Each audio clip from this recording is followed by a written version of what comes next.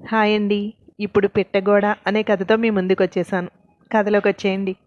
పిట్టగోడ దగ్గర ముచ్చట్లు స్టార్ట్ అయ్యాయి. గోడకు అటుపక్క పద్మజ, ఇటుపక్క రత్నకుమారి. రత్నకుమారి భర్త సత్యనారాయణ వరండాలో వాలు కుర్చీలో పడుకుని పేపర్ని అక్షరం వదలకుండా చదువుతూ ఒక చెవిటి వేశాడు. వాళ్ళిద్దరి మాటలు వింటుంటే అతనికి భలే ఆశ్చర్యంగా అనిపిస్తూ ఉంటుంది. ఎంతటి కల్పనా చాతుర్యం అని. ఈరోజు టాపిక్ వాళ్ళకి 2 ఏళ్ళ అవతల ఉన్న రామచంద్రరావు. వాళ్ళ అబ్బాయికి ఫీవర్ అని హాస్పిటల్లో జాయిన్ చేశారు. వాళ్ళు ఎవరూ లేరు, అందరూ హాస్పిటల్లోనే ఉన్నారు. ఫీవరు చాలా ఎక్కువగా ఉందట. కనీసం కళ్ళు తెరిచి చూసి మాట్లాడడమే లేదట అంది పద్మజ. అవునా, ఇలాగే మా అక్కయ్య వాళ్ళ మరిది కొడుక్కి ఫీవర్ అని వచ్చింది. డెంగ్యూ అన్నారు. ప్లేట్లెట్స్ ఎక్కిస్తుంటే పడిపోతున్నాయి. బతకడం కష్టమన్నారు తెలుసా. కానీ దగ్గర దగ్గర 30 లక్షలు ఖర్చయింది. ఎలాగో బ్రతికి పట్టగట్టాడు అంది రత్నకుమారి. నేను అదే అనుకున్నా వదినా. ఈ పిల్లోడికి కూడా అలాగే అయి ఉంటుంది. జ్వరానికి ఇంతలా ఎందుకు? మీ అక్కయ్య వాళ్ళ మరిది వాళ్ళు డబ్బులున్న వాళ్ళు కనుక కట్టారు. వీళ్ళు ఎక్కడ కడతారు? ఆ రామచంద్రరావు అసలే పేనాసోడు అంది పద్మజ. ఎంత పీనాసోడైనా పిల్లోడు చనిపోతాడంటే కడతాడేమోలే వదినా అంది రత్నకుమారి. నాకైతే అనుమానమే. ప్రొద్దుట హాస్పిటల్కి వెళ్తూ కనబడింది. రామచంద్రరావు భార్య. ఎలా ఉంది మీ అబ్బాయికి అంటే పాపం కళ్ళనీరు పెట్టుకుంది. అసలు మనలో లేడట. పిలిచినా పలకట్లేదట. హాస్పిటల్ వాళ్ళేమో లోపలికి పోనీయట్లేదట అంది పద్మజ. అవును, అదే. ఒకవేళ మనిషి పోయినా అలా వెంటిలేటర్లో పెట్టి డబ్బులు గుంజేస్తారు అంది రత్నకుమారి. ఆ, మొన్న మా అన్నయ్య వాళ్ళ బామర్ది కూతురికి అంతే. బానే ఉంది బానే ఉంది అంటూ దగ్గర దగ్గర 50 లక్షలు లాగేశారు.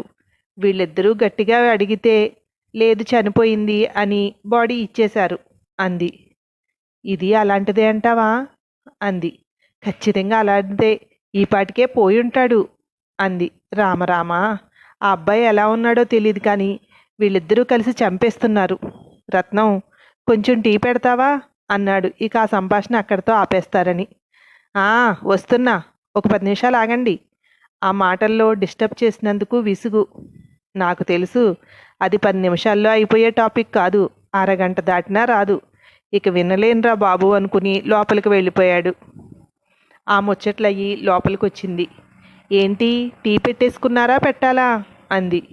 పెట్టేసుకున్నానులే. ఎందుకే అర్థం లేని సంభాషణ. ఆ అబ్బాయికి ఏదో ఒంట్లో బాగోక హాస్పిటల్లో ఉంటే మీరిద్దరూ కలిసి అబ్బాయిని చంపేస్తున్నారు అన్నాడు. నేను చంపడం ఏంటి? అబ్బాయి ఇప్పటికే పోయాడట. ఇప్పుడే చెప్పింది వెనకింటి రాధ. పాపం అమ్మ నాన్నకి చెప్పకుండా డబ్బులు గుంజేస్తున్నారట అంది రత్నకుమారి. కర్మ అని నెత్తి కొట్టుకున్నాడు. మొబైల్ తీసింది. 4 ఏళ్ల అవతల ఉండే లక్ష్మికి, వీధి చివరుంటే విజయ్కి అందరికీ ఫోన్లు చేసి ఆ పిల్లోడు పోయాడట. డబ్బుల కోసం డాక్టర్లు అట్టే పెట్టుకుని వీళ్ళ దగ్గర డబ్బులు గుంజేస్తున్నారట అంది. అందరికీ ఫోన్లు చేసి చెప్పడం అయిన తర్వాత మనకెందుకే, వాళ్ళు మనమే స్ప్రెడ్ చేశామని మనల్ని తిట్టుకుంటారు అన్నాడు. మీకు తెలియదు, మీరు ఊరుకోండి. మనకు తెలిసింది 10 మందికి చెప్పొద్దు. ఈవేళ మనం చెప్తే రేపు వాళ్ళకి తెలిసిన విషయాలు మనకి చెప్తారు అంది. మొత్తానికి ఫోన్లో అందరికీ చెప్పడం అయ్యి వంట చేయడానికి వెళ్ళింది.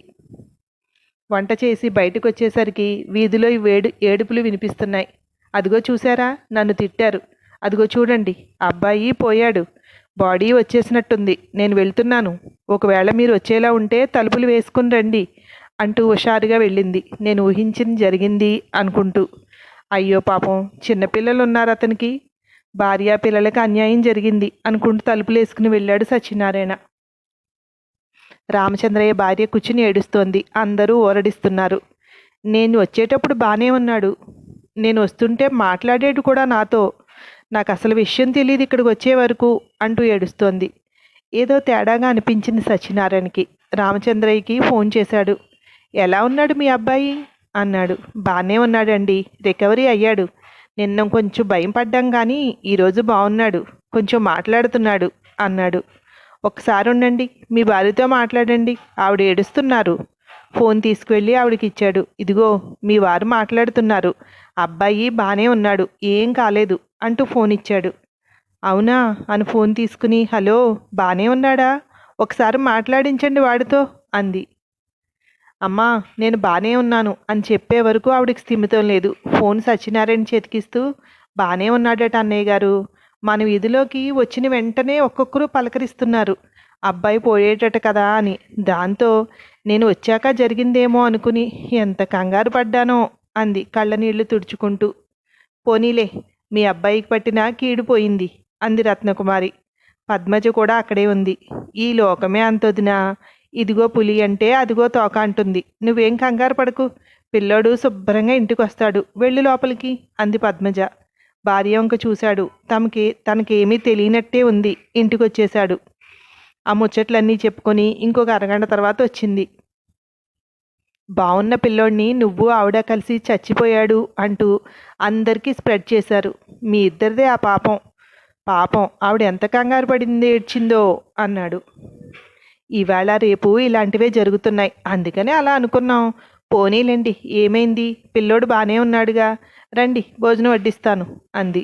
మాట్లాడకుండా వెళ్ళి కూర్చున్నాడు. ఆవిడతో మాట్లాడడం కష్టం. కాలికి వేస్తే వేలికి, వేలికేస్తే కాలికి.